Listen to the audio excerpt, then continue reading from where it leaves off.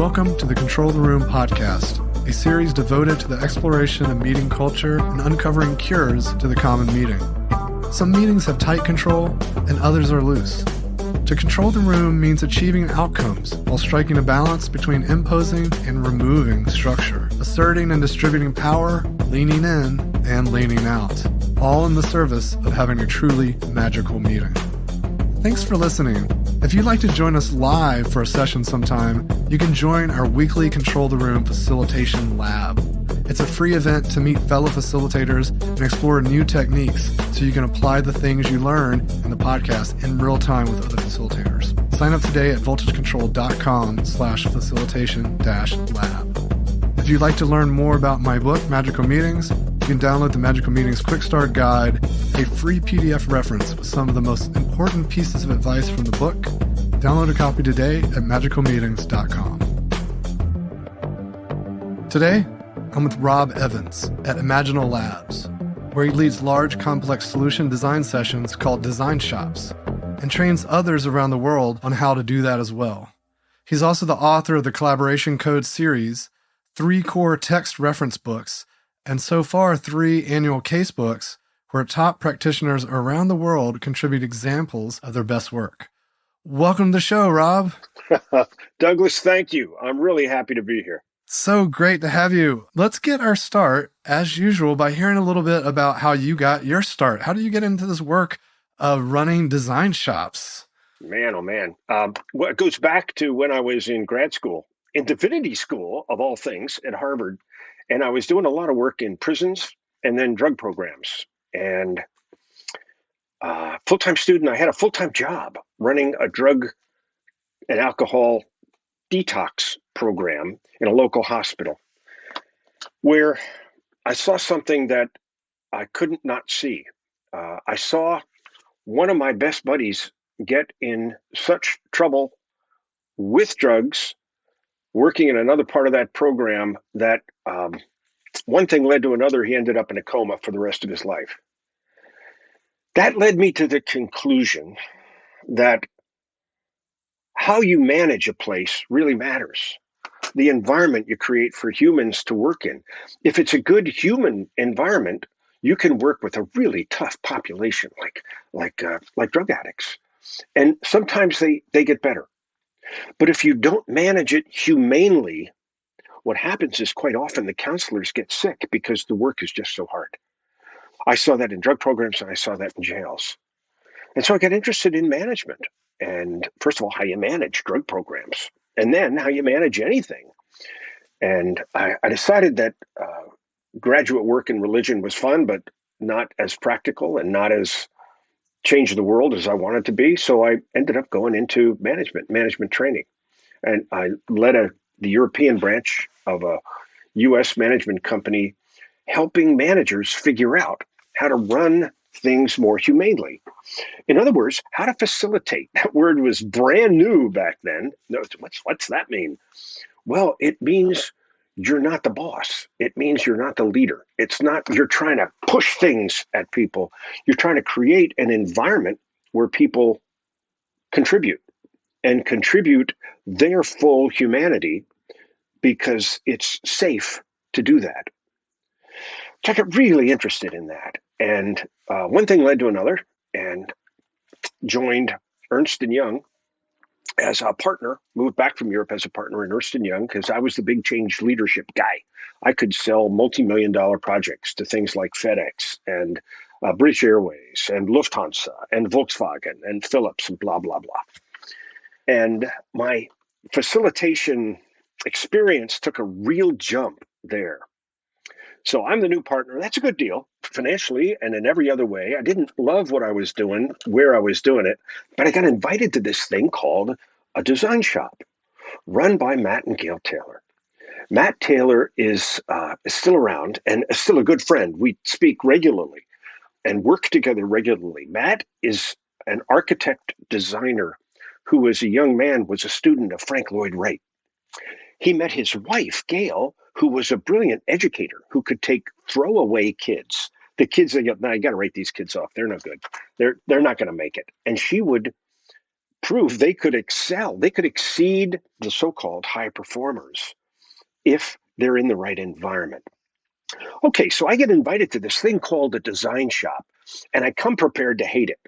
What I was told was it's 3 intense days, 12-hour days. You don't get any break. Matt's kind of a guru, and you just go for it. Go. Will you do this thing? So I'm a good troop. I'll go, yeah, I'll do that. Going prepared to hate it. I walked in the room. It was like Dorothy opening the door to Oz. All of a sudden, things were in color. What does that mean? Well, it means I was one of the best, in my own mind, I was one of the best facilitators around. Give me a flip chart, some overheads, back in the day of overheads, and a group, and I could do anything. But I walked into this environment with acres of rolling whiteboards, plants, music, hundreds of books, artists capturing ideas on whiteboards back when nobody was doing that. And I went, whoa, what is going on here? And before it was done, I had an encounter with Matt where he remembers it this way. He said, do you remember when you came up to me and asked me, do you really know what you're doing here? And I said, yeah, I think I do. And I said, well, yeah, I think you do too. And you're the only one I've ever met who understands things about group energy that I believe I understand, except I've been painting things in black and white. I've been using charcoal. You've got a full palette of colors here to work with to change group energy. And I would like to be a part of this. So it turned out Ernst & Young was thinking of bringing this process into the firm. You know, an accounting firm? Really? This wild environment of art and creativity and real discipline and getting stuff done and mobilizing people. I said, well, I want to be a part of this. I called my then wife that night and warned her I was about to sell the cow for magic beans. She said, what does that mean? She said, look, I've just spent 3 days here and I'm different. This is an amazing experience.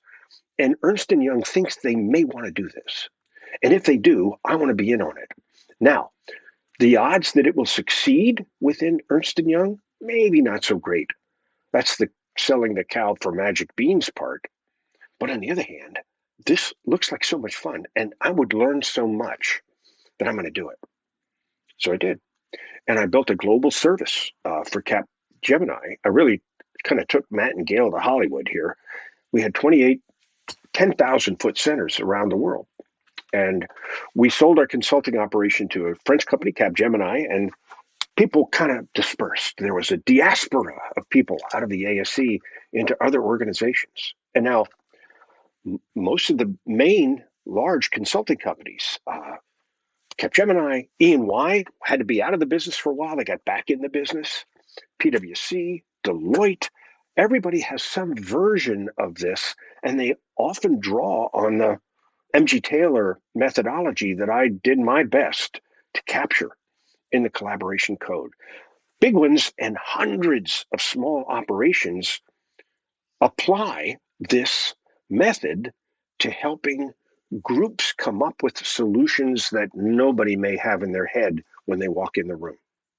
Sorry, Douglas, that was a long story, but that's where I come from, and that's why I care about this stuff. I care about it because it works, it's fun, and it meets the criteria for being a fully humane environment, like the one I was looking for back then when my friend Doug ended up in a coma.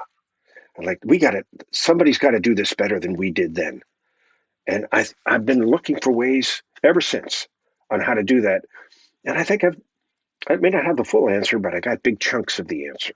You know, it's not uncommon to hear these early formative moments, these threads that persist throughout someone's career, especially facilitators. And, I picked up on that early in your story, this kind of connection to humans. Early on, there's a focus on the study of faith. And, no one does prison work unless they're really interested in a human experience, right? And then, of course, drug detox and then experiencing that with your colleague. I mean, These are some very formative things that kind of thrust you into the affinity of this work, it seems like. Absolutely. You know, I was setting out to be a diplomat, and then I just found that was just so much bullpucky. It was people playing political games as if humans were pieces on a chessboard. I went, you know what? They can't be that way. It can't be that way. Mm. It's got to be a different way. And then in divinity school, I realized that that's important, but for so many people, even when people went to church, that was an hour of their week. But what happens at work, 40, 50, 60 more hours of their week, is much more determinative of who they show up as human beings. That if you want to make the world a better place for humans, where are you going to work? Except in work. Wow. Yeah. I want to also make sure to underscore for our listeners, the Matt and Gail you were talking about are the creators of the MG Taylor framework, which I bet a lot of facilitators listening know, but quite a few probably have never heard of. And that's the content of the collaboration code series that you wrote. In fact, I think you said Matt co-wrote this stuff with you. Yeah, he wrote, well, a lot of it's based on his work and working with him for, well, let's see, it's 27 years now and working very closely. And working sometimes means like this and sometimes means like this. So it's not as if it's all been singing different parts of the same song. We've really butted heads a ton. And I love them both. I love them both dearly. And they've contributed so much to how we understand human behavior in groups and what's necessary to design things that don't exist today and then move to actual action. It's not just design like, well, let's come up with a better pencil. Well, yeah, that's important, but let's come up with a better way to do this or do that important thing. And all I've been able to do has been augment at times, a challenge at other times, document in a way that we can put books out there, put courses out there. And my aim is to train the next generation so that they don't have to make up all this stuff we would make up in the middle of the night in a design shop going, what are we going to do tomorrow with these people? And we would tell our knowledge worker teams, you can sleep next week. We have work to do here. So we have to commit ourselves fully to getting our clients to whatever promised land they came here to get. And they don't know how to do that. We have a process. We don't know what the answer is, but we know how to help them come up with an answer they can commit to and act on. And that's what Matt and Gail are just geniuses at. So I was writing this stuff down over years. We all learned to take good notes, to keep documentation. If it ain't documented, it ain't science, says Arthur C. Clarke, or maybe Heinlein, one of the great science fiction guys. If it ain't documented, it ain't science. So document your work so you can go back and learn from it. And that's what I drew from to write these books. And that's what, particularly Matt, who's a great journalist, you should see his journals. They look like Da Vinci's journals. They're amazing. Oh, wow. He's documented a lifetime of work. And what I really hope to do in the rest of our lives, mine and his, is help capture and put in a form that other people can see that documentation so that people don't have to make that up again. Let's make up new stuff based on that. Let's stand on those books and reach higher. That's the point. Amazing. So for folks that maybe have, dabbled in MG Taylor or haven't even heard of it before, how would you define some of the key tenets of like what makes it so powerful? Well, Matt was and is an architect and would design these collaboration environments. Winston Churchill said something like, we create our buildings and then our buildings create us. So we are deeply influenced by our environment. This species didn't evolve except by paying very careful attention to what's going on around us because we're not that fast. We don't have good teeth. We had to be pretty attentive to our environment to even survive. Well, we're still those creatures. We're still very attentive to even subtle cues in our environment. Environments tell us how to behave. Others in the environment reinforce the messages given by the physical space. Okay, what are the kind of environments that invite us to be curious and take some risks? Because it might be okay here to try some things out, to reveal who we are to other people in that environment, even though we're going to have to see them back at work on Monday. How do we make that okay? And okay enough that we strengthen the ties of an organization on their relationships and in what they can do together. So the most salient piece of an environment, and when you walk in an MG Taylor environment, and many of them have now been influenced by that. IDEO in Palo Alto learned a lot from the space Matt created in Palo Alto. And so this idea that environments aren't about cubicles and stupid little meeting rooms where everybody sits around a table and there's that one whiteboard or the monitor down at the end. And, oh, come on, just shoot me. Uh, the way we work together is influenced by the place where we work. Okay, so that's the first piece. Second piece is there's a process that involves both creativity and discipline. So it's a bit of a paradox.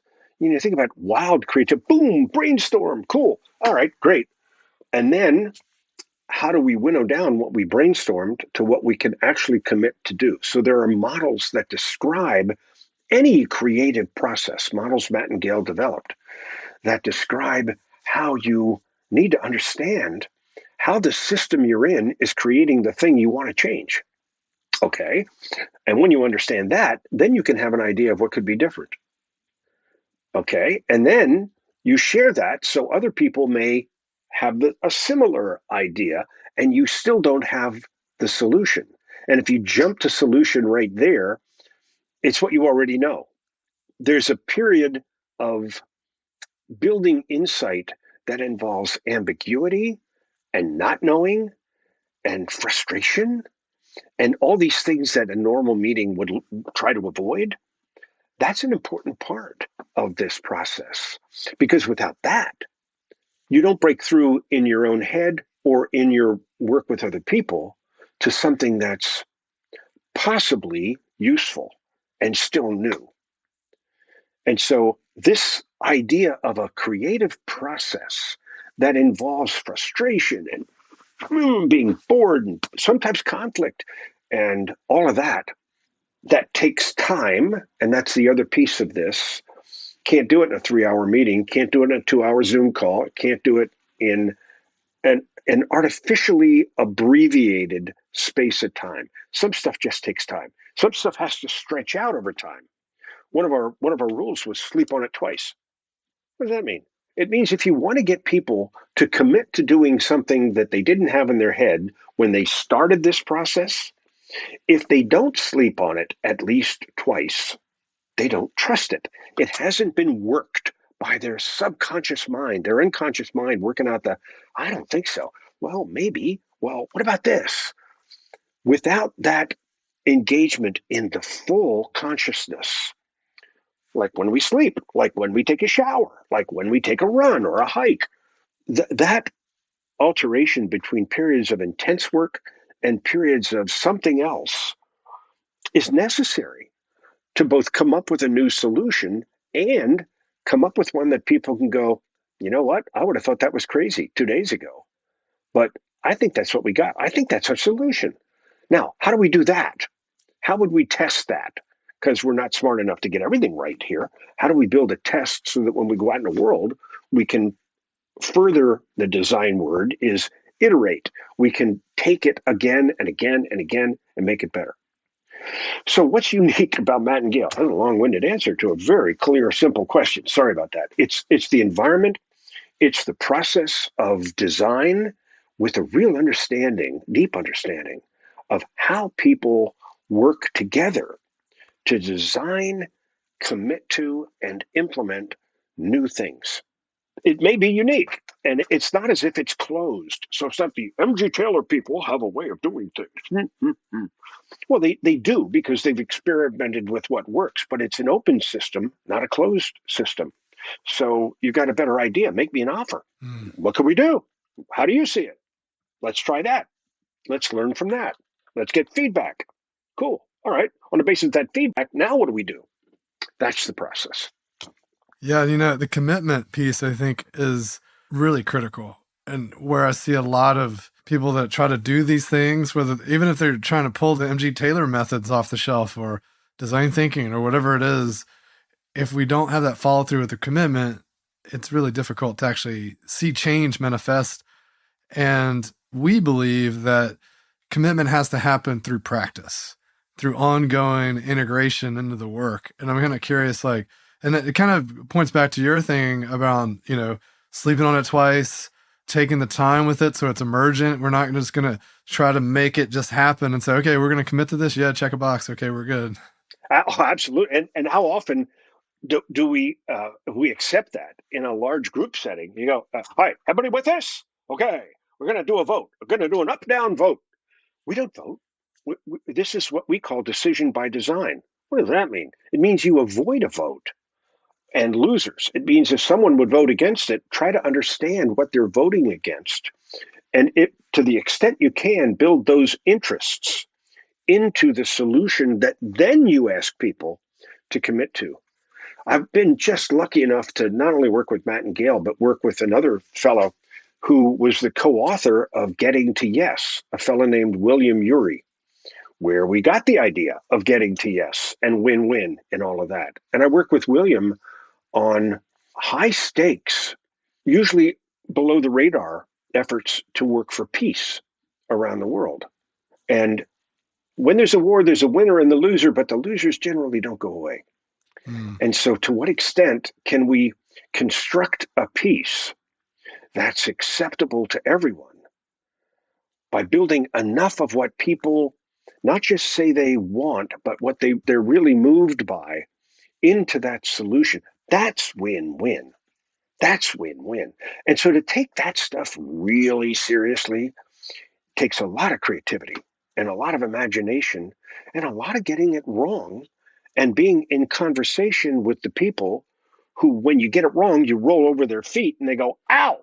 And they say, you're not done yet. Look what you just did here. So the other piece to the MG Taylor approach is large-scale collaboration of all the stakeholders, not just the ones without power that we can pretend don't matter. It's making me think about just some of the pillars or beliefs in kind of negotiation, right? We don't want to just say, is it A or B? Right. We don't want to just meet in the middle. What is some integrated approach when we take all the concerns in mind and think about what is some net new thing we can create that might make everyone happy, even if it's the most paradoxical thing you could imagine? Like there could be a solution there. And if there's a solution, it's probably there, right? Yeah. It's probably something that looks like a paradox, but might be one of those dynamic tensions between being global and local. Well, which is it? What do you mean? We know that you can't be local without having global impact anymore, nor can you just think globally and ignore what's happening on the ground for various people. So which is it? Global or local? Well, it's yes. And so how do we work a way to take that into account? And I think it's interesting to maybe stitch into that a little bit, because in the pre-show chat, you were talking about your work around just going big and the importance of the kind of moment we are in right now. Well, I just got done doing a session with the guy who wrote this book, 10 Years to Midnight, Blair Shepard. It's a great book. Not that I'm flogging books, but and I know that these are evergreen recordings, but I think I can say with some confidence that 10 Years to Midnight, and he wrote it 2 years ago. So we're on the clock. What does that mean? He's not the only really big brain, deep thinker who's saying this could be one of the most critical decades in human history. Why? Because there are systemic processes running out of control. And if they keep running out of control and we keep pumping carbon dioxide into the atmosphere and we don't listen to this guy, Paul Hawken, I'm looking at the book Regeneration, we have a chance of not just dying more slowly, we have a chance of regenerating the planet, but we better get going, or the planet we start to regenerate will be in much worse shape than the one is today. So I don't think we have a choice but to go big. We've already gone big, and that's how we ended up. We've gone big unconsciously, and we've ended up by putting stuff into the atmosphere and imagining that there is some place called away where you can throw things away. Where exactly would that be? Where exactly on a planet that's a spaceship hurtling through space, and it's the only one that's got life that we know of so far, where do you put things away such that you don't have to deal with them? So we've already gone big. We're already operating on a planetary scale. They call this the Anthropocene. What does that mean? Well, it means human activity is now changing the very climate and the conditions for life on Earth. So we've gone big. We just need to take responsibility for being big in a way that allows subsequent generations of all species to have a planet worth possible to live on. So, I mean, I don't want to be apocalyptic, but goodness, uh, you don't have to you don't have to think too far, too long to go. If we don't go big now, it's going to be that much harder down the road. So let's get started. And luckily, we have gotten started. When Paul Hawken writes his books about sustainability, about regeneration, all he does is describe things that are already happening that we need to start doing at scale. So this great turning toward a more global approach, toward a more sustainable civilization, has already begun to happen. It just needs a little more help and a little more scale and a lot more creativity and a lot more political will to get this done. So part of my message when I'm teaching people how to do design shops is all that great corporate work we've been doing for decades, that was practice. Now you have a chance to get in the real game. It's like being in the minor leagues is working it out to be in the major leagues. Well, the major leagues is helping society, civilization, including business, probably starting with business more so than government or NGOs. Business people know how to get stuff done, and we live in the same planet. So how do we harness all of our resources and energies in the service of making this a world that works for everybody? It's simple to say. It's harder to do, but we don't have any choice but to do it. So that's where I see going big. It's like, and your options are what? What enclave would you retreat to that is exempt from what's going on? Doesn't exist. How's that showing up for you these days? In the pre-show chat, you were saying that you really don't have to do this anymore, but you do it because you love it and you love this idea of impacting the future generations that are coming up. And I'm assuming there's like a kind of go big, save the world aspect to that for you. So I'm just kind of curious how you're personally stepping into that. That's a great question. One of the ways I'm going big is teaching people how to do this stuff. So we don't have another 27 years, which it took for me to figure out how to do it well enough to write about it. So we don't have another 27 years. So how do we accelerate people learning how to work design collaboratively at scale? So if I can help people learn that, individuals, but also people in these large consulting companies that have adopted our methods, I'm all in on that. My wife, Carolyn, has just written a book called Epic. Her life has been working with women and empowerment, as well as being a global leader for a practice in the pharma practice of Ernst & Young. She's amazing. And we work together where we can on diversity and inclusion in large corporations to help all the voices of all the people more representative of the planet than old white guys, pardon the expression, a technical term we use in the diversity business to help large organizations be a place where all the voices get listened to and taken into account. So that we do that work. We work with William Ury on conflict and then teaching people a collaborative approach to solving conflicts, getting to yes. And his next book will be called Getting to the Impossible Yes, doing the things that everybody knows we can't do, but we got to do anyway. There was a time when any resolution to apartheid was seen as completely impossible. The fact that the East and the West were pointing missiles at each other, we still are, by the way, but it got very active and very dangerous, and maybe getting dangerous again. The resolution of the Cold War was completely impossible. Bringing down a wall in Germany and in Eastern Europe, impossible. That's not going to happen. All of those things happened. And there are so many impossible things that we must find a way to make happen. It just takes the commitment to do it. People need to wake up every day going, you know what? I'm going to do something today to make that future a little more possible than it was yesterday. And that's all it takes. Another thing about the MG Taylor approach is to really take the future seriously. There's a saying there, you can't get there from here, but you can get here from there.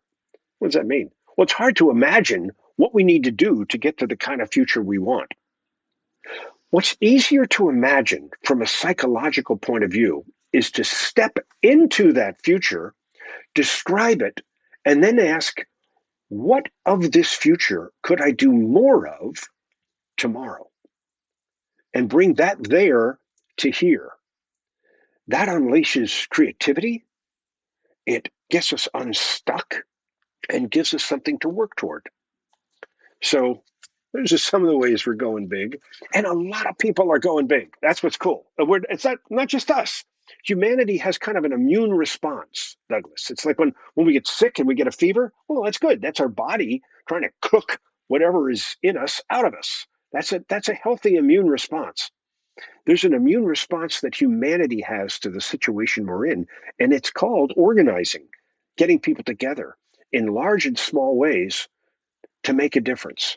And it's happening countless ways, millions and millions of ways, millions and millions of new groups around the planet organizing to make something local a little better or something global a little better that has local ramifications. And all the local things have global ramifications.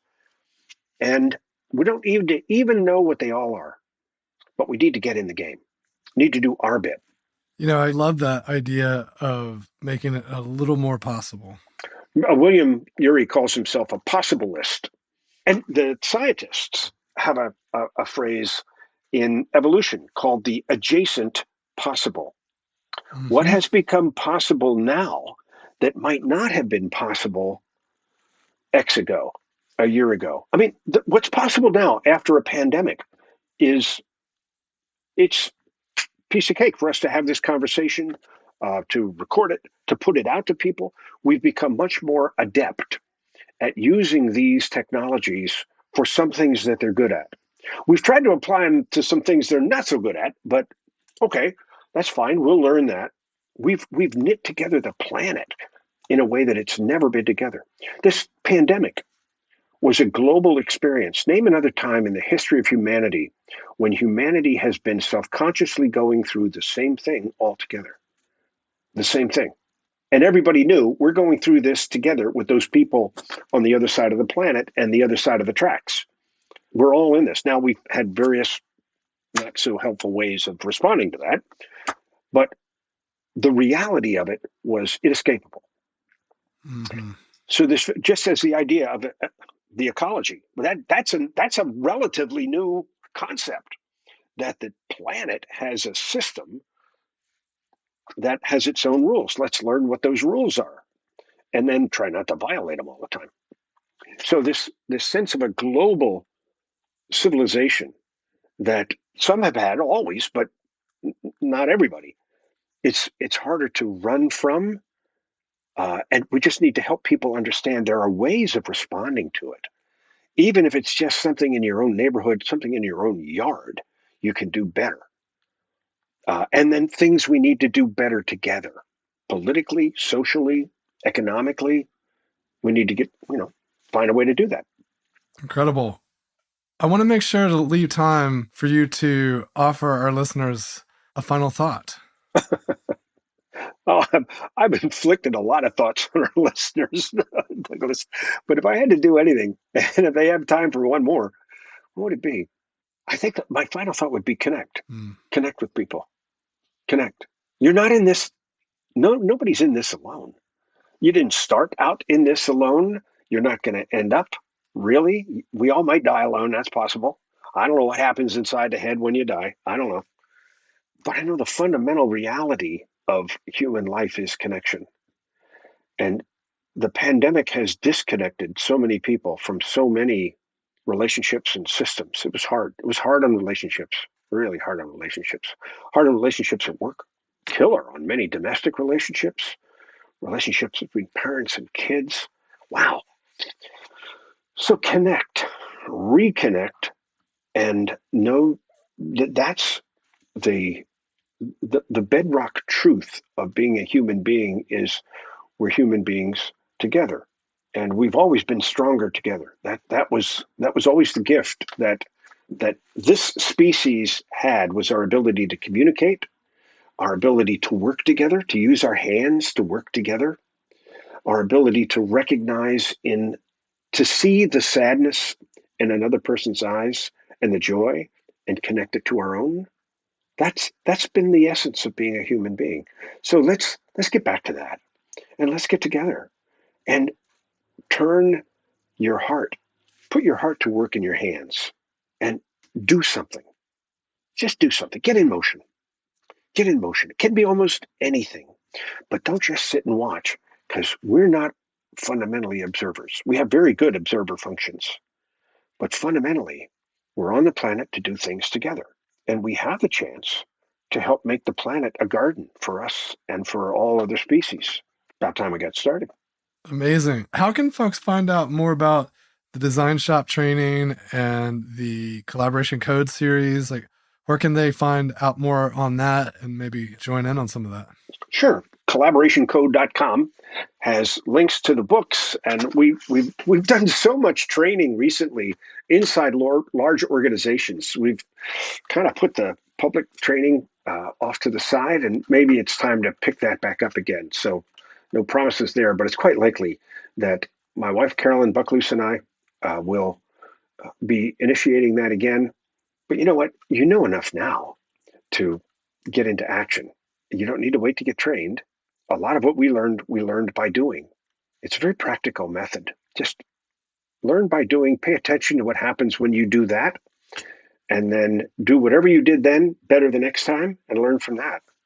The essence of design is feedback.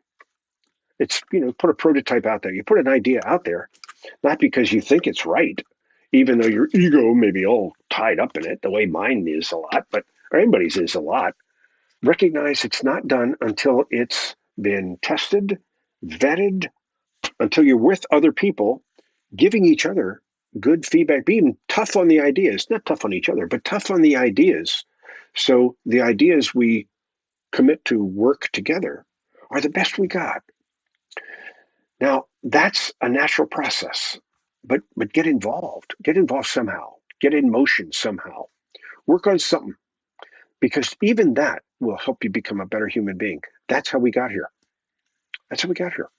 Amazing. Thank you so much, Rob. It's been a pleasure chatting with you today, and thanks again for joining.